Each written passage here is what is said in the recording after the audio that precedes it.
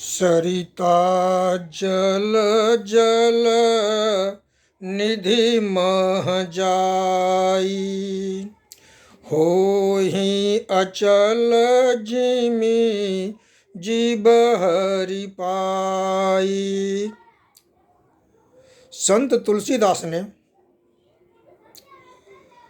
आत्मा के परमात्मा में विलीन के संबंध में कहा है कि जीवात्मा परमात्मा से निकला हुआ सूक्ष्मतम अंश है। धरती पर किसी जीव का शरीर धारण करके इस संसार में सुख दुख आदि का भोग करते हुए पुनः परमात्मा में मिलना ही जीवात्मा का लक्ष्य है। संत तुलसीदास के अनुसार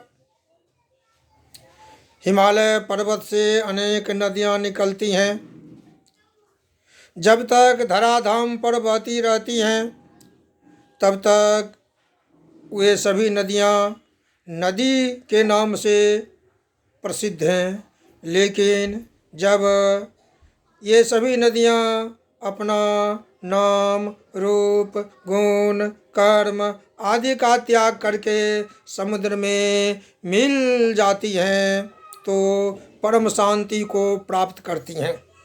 समुद्र में मिलने के बाद नदियों को परम शांति मिलती है। उसी प्रकार परमात्मा से छिटका हुआ यह जो अंश है, जो जीवात्मा के रूप में इस शरीर में रहकर सुख दुख आदि का भोग करता है और पुनः यदि भक्ति के मार्ग पर चला जाता है तो भक्ति के मार्ग का आश्रय लेकर के पुनः वह परमात्मा तक पहुंच जाता है। इसी को उपनिषद में कहा गया है, यथा नद्यः स्यन्दमानाः समुद्रे अस्तं गच्छन्ति नाम रूपं विहाय, तथा विद्वान् नाम रूपाद् विमुक्तः परात् परम पुरुषमुपैति दिव्यम। उपनिषद में कहा गया है कि नदियाँ पृथ्वी पर बहती रहती हैं, भिन्न भिन्न नामों से बहती हैं, लेकिन जब वह समुद्र में मिलने जाती हैं तो मिलने से पहले ही अपना नाम रूप आदि भूल जाती हैं। बिना नाम रूप आदि त्याग किए कोई भी नदी समुद्र में नहीं मिलती है। उसी प्रकार यह जीवात्मा जिस शरीर में रह करके धरती पर सुख दुख आदि का भोग करता है, इस धरती पर जन्म से लेकर के जो कुछ प्राप्त करता है, जो ज्ञान हासिल करता है, जो सिद्धियां हासिल करता है और सुख दुख आदि के जो सामग्रियां एकत्र करता है, उन सभी का त्याग करने के बाद ही नदी की तरह ज्ञानी लोग धरती पर जो कुछ अर्जित करते हैं उसके साथ उसी प्रकार का संबंध रखते हैं। यदि उससे ज़्यादा मोह लगा करके रखते हैं तो मोह के कारण उन्हें परमपिता परमेश्वर में विलीन होने में बाधा मिलती है। इसलिए ये सभी सुख दुख आदि जीवन के जो अंग हैं वे प्रभु की प्राप्ति में बाधक हैं। इसलिए सुख दुख आदि का भोग करते समय प्रभु को भूलना नहीं है, उनके नाम का स्मरण करते रहना है। यह कलयुग है। यहाँ कलयुग में कठिन से कठिन तपस्या करना संभव नहीं है। एक तो मनुष्य की आयु भी कम है, उसके बावजूद भी गृहस्थ जीवन का बोझ है, पारिवारिक झमेले हैं, तो इस संसार में इन सभी उलझनों में उलझने के बावजूद भी यदि हम प्रभु के नाम का चिंतन करते रहते हैं तो प्रभु एक समय आता है हमें इस संसार रूपी सागर से उस पार करते हैं।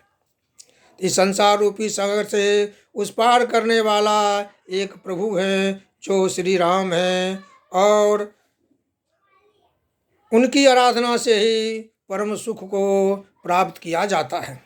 उपनिषद में आगे चर्चा है, वेदाहमेतं पुरुषं महान्तं आदित्यवर्णं तमसः परस्तात् तमेव विदित्वा ति मृत्युमेति नान्यः पंथा विद्यते यणाय। अर्थात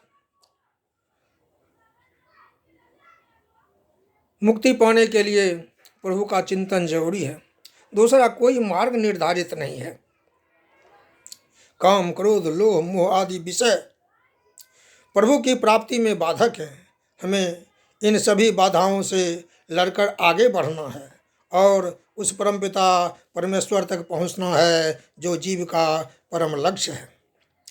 आत्मा जीव का शरीर धारण करती है, जीव के शरीर में रह करके अनेक प्रकार के भोग की वस्तुओं को प्राप्त करता है, सांसारिक सुखों को प्राप्त करता है। प्रायः धरती ही सभी सुख की जननी है। इस धरती पर जन्म लेकर ही जीव जंतु सभी प्रकार के सुख को प्राप्त करते हैं। जहाँ तक कि देवादि लोग भी सांसारिक आनंद लेने के लिए जीव के शरीर में बंधते हैं और विभिन्न रूपों में धरती पर अवतरित होते हैं।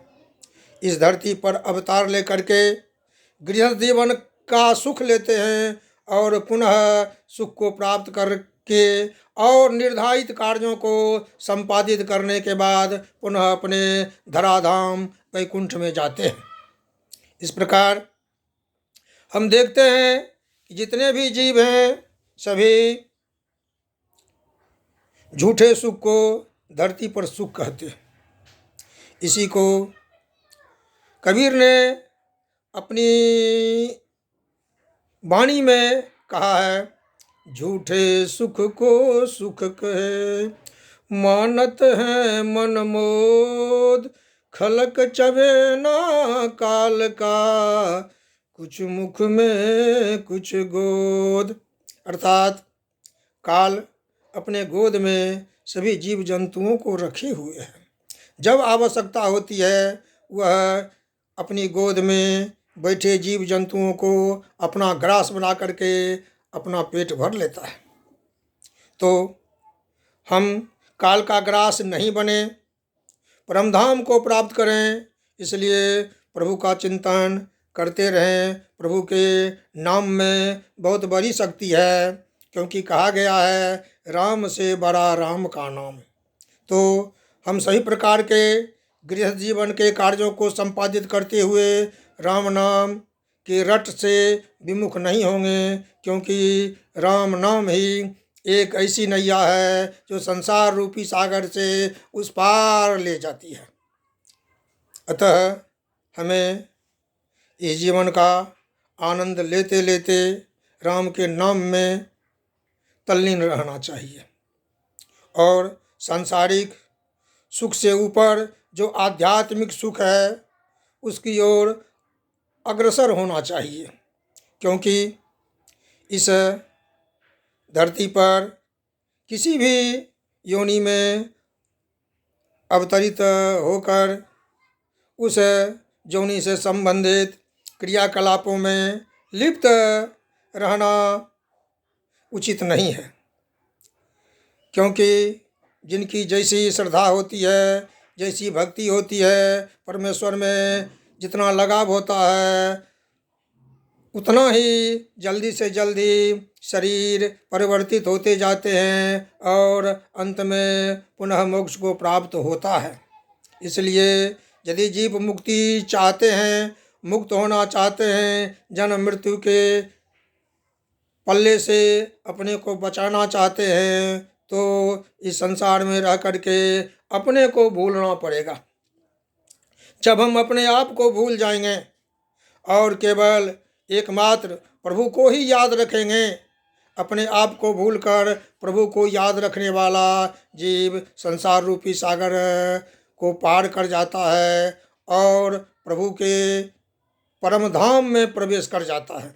एक बार जब आत्मा इस जीवात्मा के शरीर को छोड़ करके परम धाम में पहुंचकर परमात्मा में विलीन हो जाती है, तब वह पुनः धरती पर जन्म लेती नहीं है। बार बार जन्म लेने से मुक्त होने के लिए परमात्मा में विलीन होना ही परम श्रेय है। सरिता जल जल निधि मह जाई, सरिता जल जल निधि मह जाई, होहि अचल जिमि जीव हरि पाई, होहि अचल जिमि जीव हरि पाई। यथा नद्यः स्यन्दमानाः समुद्रे अस्तं गच्छन्ति नामरूपं विहाय, तथा विद्वान् नामरूपाद् विमुक्तः परात् परं पुरुषमुपैति दिव्यम्। यथा नद्यः स्यन्दमानाः समुद्रे अस्तं गच्छन्ति नामरूपे विहाय, तथा विद्वान् नामरूपाद् विमुक्तः परात् परम पुरुषमुपैति दिव्यम्। जय श्री राम, जय श्री राम, जय श्री राम।